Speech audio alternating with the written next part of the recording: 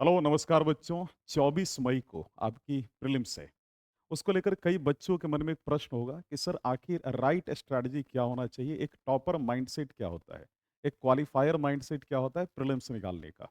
आज उसी को लेकर ही हमारा सेशन है और आज उसी पे हम लोग डिस्कशन करेंगे। देखो भाई, सबसे पहली जो चीज़ होती है किसी भी बच्चे का जो प्रीलिम्स क्वालिफाई कर रहा है, उसके अंदर एक क्वालिटी होती है जो एक एवरेज कैंडिडेट में वो चीज़ नहीं होता है। क्या क्वालिटी होती है?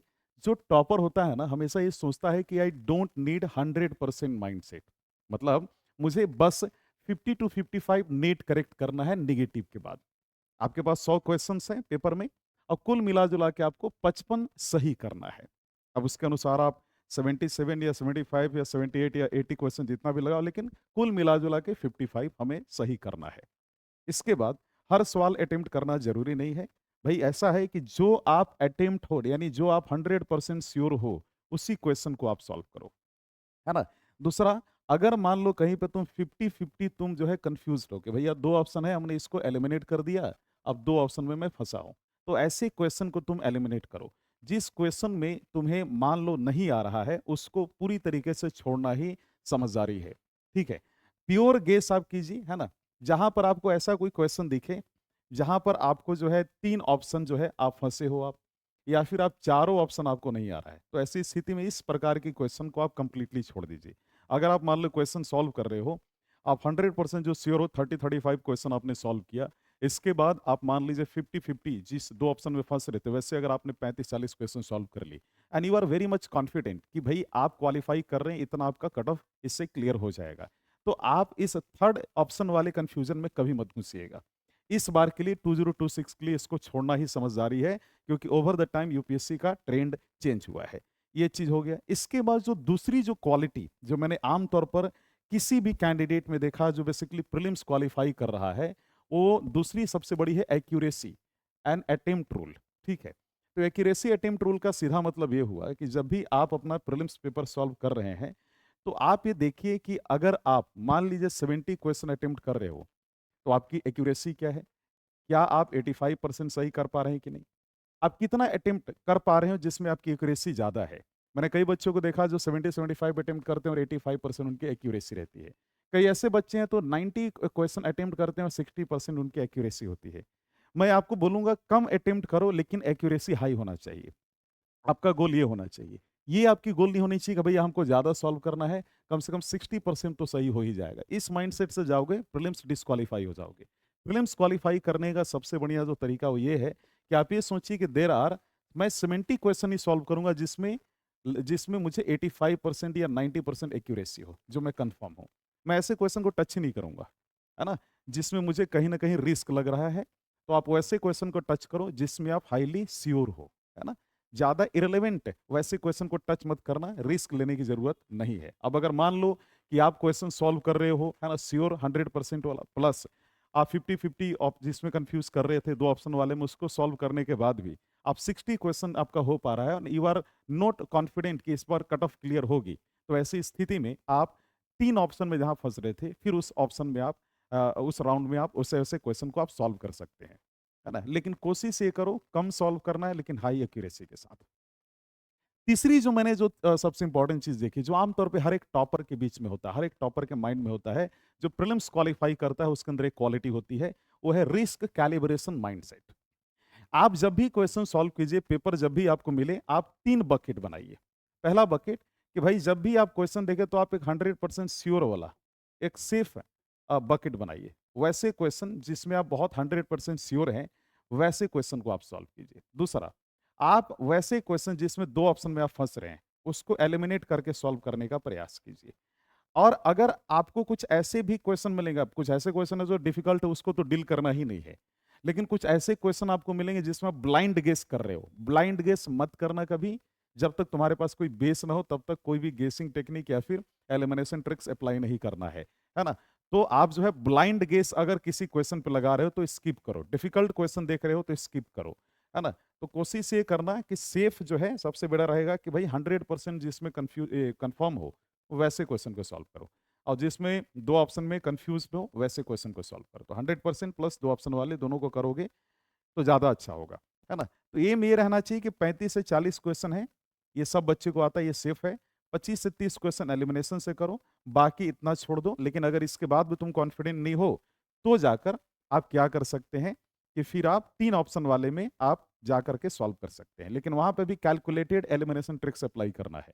मान लो कि 3 ऑप्शन वाले 100% श्योर और 2 ऑप्शन में कंफ्यूज और तुमने 60 क्वेश्चन सॉल्व किया, और 3 ऑप्शन वाले में मान लीजिए कि आप 20 क्वेश्चन सॉल्व कर रहे हैं, तो वहां पे भी आप बहुत समझदारी के साथ, बहुत लॉजिक के साथ आप जो है क्वेश्चन सॉल्व करेंगे आप।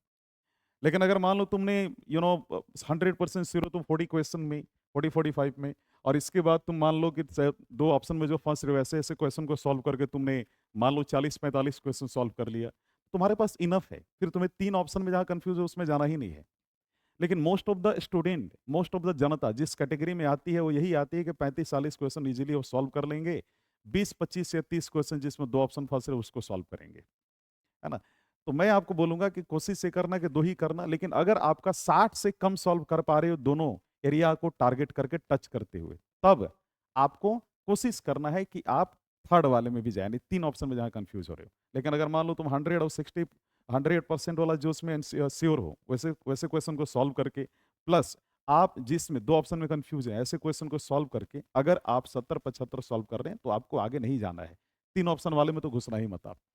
चौथी जो सबसे खास बात मैंने देखी है, जो हर बच्चे में, हर टॉपर के अंदर होता है, वो होता है क्वेश्चन को तोड़ना है, ना कि याद करना है। ठीक है? हर टॉपर जब भी ये क्वेश्चन सॉल्व करता है, हर क्वेश्चन को एक पजल के तौर पे वो देखता है, और उसके बाद जितनी भी एलिमिनेशन ट्रिक्स है, वो हर एलिमिनेशन ट्रिक्स को अप्लाई करके देखता है। अब बोलोगे सर इसमें काफी समय लग जाएगा, तो इसलिए तो मैं कह रहा हूं कि हर एलिमिनेशन ट्रिक्स को अभी ही अप्लाई करके देख लो। जब प्रैक्टिस हो जाएगा तो तुम जो है तुरंत स्पीड में हर एक क्वेश्चन पे अपनी एलिमिनेशन टेक्निक कौन फिट होगा उसको अप्लाई करके वहां पर सॉल्व कर सकते हो।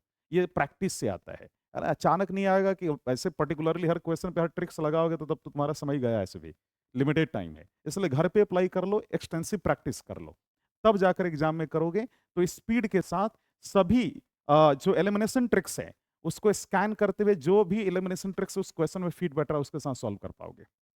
तो प्रैक्टिस करना पड़ेगा उस स्पीड के लिए, एलिमिनेशन ट्रिक्स अप्लाई करने के लिए। हर क्वेश्चन को पजल के तौर पे देखता है। और जब भी कोई बच्चा, जब भी कोई कैंडिडेट क्वेश्चन सॉल्व करता है ना, चाहे वो अपने नॉलेज के बेस पे करे, ठीक है ना, या फिर वो एलिमिनेशन ट्रिक्स के बेस पे करे, वो 5 चीजों का बेस लेकर चलता है एक टॉपर। पहला, वो एनसीईआरटी के जो बेसिक्स हैं उसको पकड़ के चलता है ना, एनसीईआरटी को पकड़ के चलेगा या फिर उसका जो बुक है ना, उसको पकड़ के चलेगा, जो उसने पढ़ाई की है, जिस पे उसको ट्रस्ट है, पहले नॉलेज से सॉल्व करेगा। और अगर नहीं हो रहा है, किसी पे एलिमिनेशन ट्रिक्स अप्लाई कर रहा है, तो वहां पर भी वो नॉलेज को ही बेस बनाकर चलेगा, है ना। दूसरी, एक्सट्रीम वर्ड्स को हटाता है वो, या फिर एलिमिनेशन ट्रिक्स अप्लाई करता है। तीसरा, वो राइट आंसर नहीं ढूंढता है, वो मोस्ट अप्रोप्रिएट आंसर ढूंढता है। और कैसे ढूंढता है? 4 ऑप्शन है, तो एलिमिनेट कर करके जो रॉन्ग वन है वो अपने आप राइट पे पहुंच जाएगा। तो आप एक गलत ढूंढो। अगर आप मान लो, आप सबसे पहले तो आपका टारगेट होना चाहिए मोस्ट अप्रोप्रिएट आंसर ढूंढने का, राइट आंसर नहीं। आप एलिमिनेट करो, एक एक एलिमिनेट करके आप अपने आप राइट पे पहुंच जाओगे। और जो एलिमिनेट कर रहे हो उसका एक बेस होना चाहिए कि किस आधार पर, पूछो खुद से कि किस आधार पर तुमने उसको एलिमिनेट किया है, और किस आधार पर जो तुम मोस्ट अप्रोप्रिएट वाले पहुंचे हो, कि उसका क्या बेस क्या है, क्या सोर्स है। लॉजिकल सोर्स होना चाहिए, ये चीज याद रखना। इसके बाद लॉजिक्स मैप लगाओ ट्रिक्स लगाते हुए, फिर इसके बाद एलिमिनेशन ट्रिक्स का उपयोग करना है। तो जब भी आप क्वेश्चन सॉल्व करें, अपने नॉलेज का बेस को बनाकर रखें, नॉलेज के अनुसार करें, ब्लाइंड गेसिंग नहीं करना है, एलिमिनेशन ट्रिक्स अप्लाई करना है एजुकेटेड गेसिंग के साथ। अब तीसरी सबसे इंपॉर्टेंट बात कि आप लॉजिकल सॉल्व करेंगे, क्वेश्चन लॉजिकली करेंगे, इमोशन में फंसकर नहीं करेंगे आप। ठीक है? तो ये चौथी चीज हो गई। इसके अलावा जो पांचवी, जो सबसे इंपॉर्टेंट चीज है, जो हर सीरियस कैंडिडेट उसको करता है, और इसके बाद उसका प्रीलिम्स भी निकलता है, तो वो थोड़ा-सा हम देख लेते हैं। तो भाई पाँचवाँ जो चीज़ है, जो हर कैंडिडेट कर रहा है, जो क्वालीफाई करने वाला, वो है आपका यूपीएससी ट्रैप्स। आपकी ये ड्यूटी होनी चाहिए कि जब भी कोई क्वेश्चन मिले, आप यूपीएससी के ट्रैप्स को उस क्वेश्चन में पकड़ें आप। यूपीएससी आपका जो है हर क्वेश्चन में कुछ न कुछ हिंट देती है, और प्लस ट्रैप भी देती है। तो ये आपको एग्जामिनर के माइंडसेट को समझना होगा। और ये कैसे होगा? डेली आप जो है पीवाईक्यू को देखें, मॉर्निंग में उठकर डेली पीवाईक्यू को समझो। हर बार जब तुम पीवाईक्यू को, सेम पीवाईक्यू को देखोगे, हर बार तुम्हें नई चीज मालूम चलेगी। तो आपको पीवाईक्यू को डेली देखना है, पीवाईक्यू को समझना है आपको, ठीक है, पीवाईक्यू सॉल्व करना है। ये ढूंढो कि क्या यूपीएससी ने उसमें हिंट दिया, ट्रैप क्या दिया है पिछले 5 साल के क्वेश्चन में, अभी ही टाइम है। ठीक है। सो यूपीएससी बेसिकली जो ट्रैप्स लगाती है, ये एक टॉपर माइंडसेट कैसे काम करता है उस चीज को देखना। यूपीएससी को क्वालिफाई, प्रीलिम्स को क्वालिफाई करने वाला टॉपर हमेशा ये सोचता है कि भाई ये सिंगल वर्ड चेंज तो यहाँ पर नहीं है, जैसे रिटेंशन वर्सेस रिटर्न। जैसे कोई एक सिंगल वर्ड होता है कंफ्यूज, मतलब कंफ्यूज टर्म होते हैं, देखने में एक ही जैसे होते हैं। तो कई बार होता है जैसे करेक्ट इनकरेक्ट, है ना। कई बार बच्चा नहीं पढ़ता है, कई बार एक ही जैसे वर्ड्स दिखते हैं, तो उसको पकड़िए आप। दूसरा, एग्जैक्ट नंबर जहां पर होगा वो पूरा रॉन्ग होगा, एक्सट्रीम वर्ड रॉन्ग होगा, फैमिलियर अनफैमिलियर मिक्स। तो कभी कभी क्या होता है, यूपीएससी इस प्रकार की ट्रैप देती है ना, सिंगल वर्ड चेंज हो गया है ना, इसके बाद जो एग्जैक्ट नंबर, एक्सट्रीम वर्ड्स या फैमिलियर एंड अनफैमिलियर मिक्स, तो इस प्रकार की ट्रैप यूपीएससी देती है। ठीक है। तो आप जब भी क्या करेंगे, जब भी क्वेश्चन आप सॉल्व करेंगे या फिर कोई भी स्टेटमेंट आप पढ़ेंगे, तो इसमें आप जरूर समय अपने आप से पूछेंगे कि इसमें यूपीएससी ने ट्रैप कहाँ दिया हुआ है। ठीक है। तो तुमको ट्रैप पहचानना, यूपीएससी का हिंट क्या है। हर क्वेश्चन में यूपीएससी हिंट देती है, ट्रैप देती है, परम सत्य है। ये जब तुम देखोगे पीवाईक्यू मालूम चलेगा। इसके बाद जो भी एक टॉपर होता है ना, हमेशा सेकेंड राउंड स्ट्रेटजी अडॉप्ट करता है क्वेश्चन सॉल्विंग के दौरान। वो क्या करता है, 3 राउंड लेके चलता है।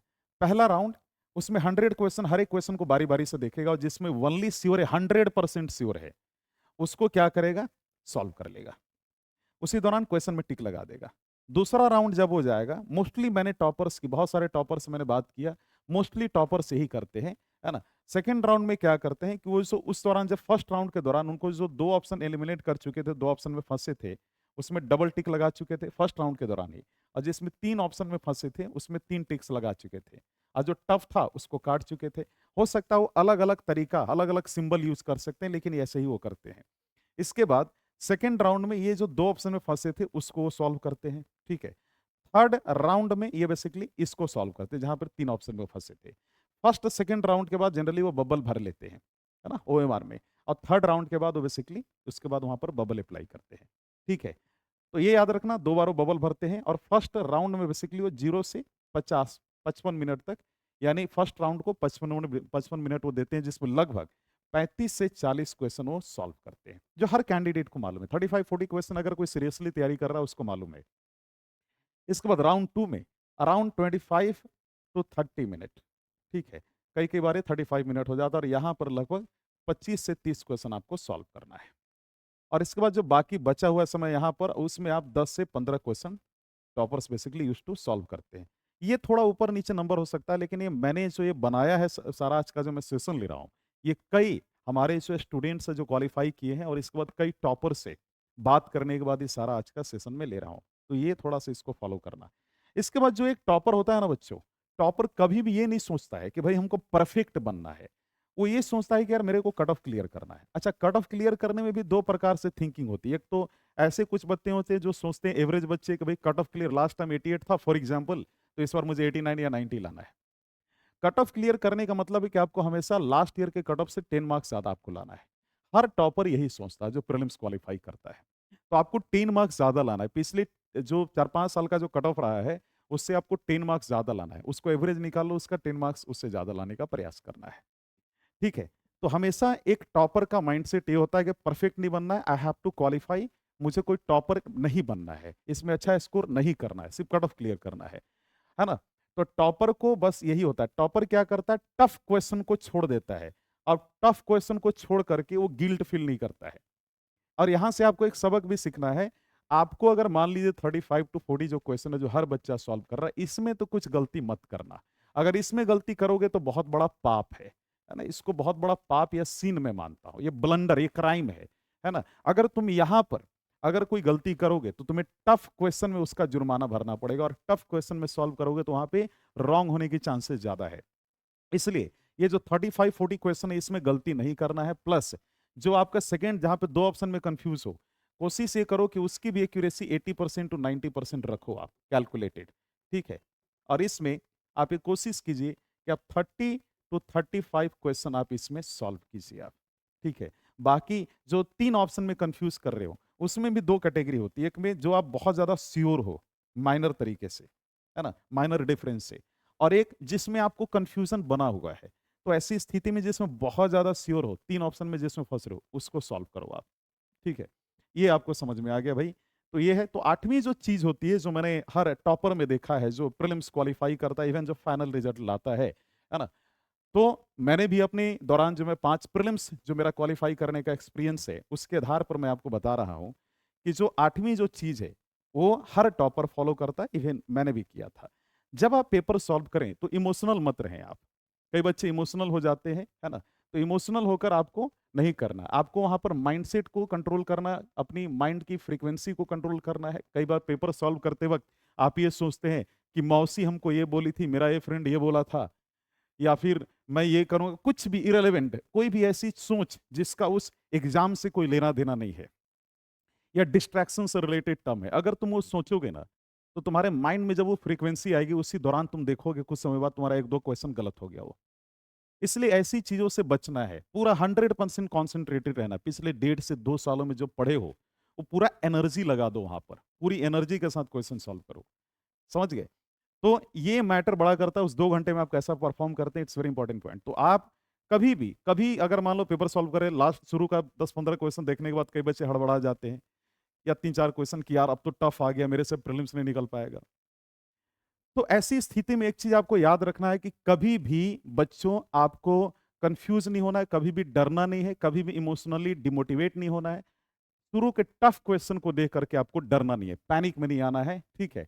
टफ क्वेश्चन अगर लगातार आए या फिर 3-4 आ जाएँ तो ये नॉर्मल है, ये सबके लिए वो इश्यू है। आप उसको स्किप कीजिए, आगे बढ़िए, काल्म रहिए। जितना काल्म माइंड से चलोगे प्रीलिम्स में, काल्म माइंड से करोगे, उतना ही अच्छा होगा। डेली पढ़ाई करते समय, डेली अभी से ही आप 15-20 मिनट शाम को निकालिए, एंड ट्राई टू थिंक कि आप डी-डे पे 2 घंटे में या फिर सीसेट और प्रीलिम्स को कैसे डील करने वाले हैं। अब जो ये ब्रेनस्टॉर्मिंग डेली करोगे ना, चिंतन जो करोगे, बेसिकली इसको हम कहते हैं art. So prelims is the art. Prelims paper qualification या फिर क्वालिफाइंग इज एन आर्ट, है ना? कई बच्चे कम पढ़ के भी प्रीलिम्स क्वालिफाई कर लेते हैं, कई बच्चे खूब पढ़े हैं, मुखर्जी नगर, ओल्ड राजेंद्र नगर में प्रकांड विद्वान बैठे हैं, उनसे प्रीलिम्स नहीं निकल रही है। So it is an art and you have to learn, you have to daily do brainstorming, है ना? 10 से 15 मिनट ब्रेनस्टॉर्मिंग करो। Try to build your mindset to qualify the prelims. Prelims को क्वालिफाई करने से पहले you have to beat the prelims in your mind. उस prelims के डर को दिमाग में मारना होगा। 9वीं जो चीज़ मैंने जो देखी, हर एक टॉपर में जो एक टॉपर का माइंडसेट होता है, पैटर्न रिकॉग्निशन। मेमोरी पे वो ज़्यादा नहीं ये करते हैं, पैटर्न रिकॉग्निशन, है ना? तो भाई यूपीएससी कई बारी रिपीट करती है पैटर्न को, फैक्ट को रिपीट नहीं करती है, पैटर्न को, है ना? जो ट्रिक्स लास्ट ईयर अप्लाई हुआ तो इस साल भी हो सकता है। लेकिन अब मैं जैसे बताऊँ, 2022 के पहले जो ट्रिक्स चलता था, 2022 में सारी धाराशाही हो गई। उसके बाद कई ट्रिक्स आई। हालाँकि मैं एक ट्रिक्स का भी सेशन ले लूँगा, लेकिन यहाँ पर आपको ये बताना चाहता हूँ कि जो टॉपर होता है हमेशा पैटर्न रिकॉग्निशन पे काम करता है, कि लास्ट ईयर ये आया था, तो इस साल भी ऐसे ही मेबी ये सॉल्व हो सकता है, ठीक है? वो फैक्ट्स पे भरोसा नहीं करता है वहाँ पे जो लिखा हुआ है क्वेश्चन में, क्योंकि फैक्ट गलत हो सकता है। ऑल्दो उसकी मेमोरी तो वो अपनी मेमोरी पे तो भरोसा करेगा, लेकिन वहाँ पे जो फैक्ट लिखा है ना, उस पे भरोसा नहीं करेगा, क्योंकि यूपीएससी फैक्ट के साथ गेम खेलती है। वो क्या करेगा? पैटर्न पे भरोसा करेगा, क्योंकि यूपीएससी पैटर्न रिपीट करती है, ना कि फैक्ट। इसके लिए पीवाईक्यू एनालिसिस करो, और ये देखो कितने आंसर जो ऐसे थे जिसमें 2 या 3, बेसिकली ओनली 2 या 3 सही थे, या कहाँ एक्सट्रीम वर्ड्स गलत था, या क्या यूपीएससी ने एक नई चीज़ वहाँ दी, क्या या फिर यूपीएससी ने क्या ट्रैप दिया था, क्या हिंट दिया था। ये हर चीज़ जब तुम पीवाईक्यू एनालिसिस करो तो देखो, यूपीएससी ने क्या एक्स्ट्रा चीज़ उसमें दिया है। दूसरा, कई ऐसे बच्चे होते हैं ना 10th नंबर में, मैंने ये देखा है, जो एवरेज कैंडिडेट होता है वो क्या करता है, बहुत सोचेगा, यानी ओवर थिंकिंग करेगा किसी क्वेश्चन को लेकर, बहुत शक करेगा उस पे। कई ऐसे क्वेश्चंस होते हैं, कई ऐसे स्टूडेंट्स होते हैं जो बहुत फास्ट क्वेश्चन सॉल्व करते हैं, वो केयरलेस वैसे बच्चे होते हैं।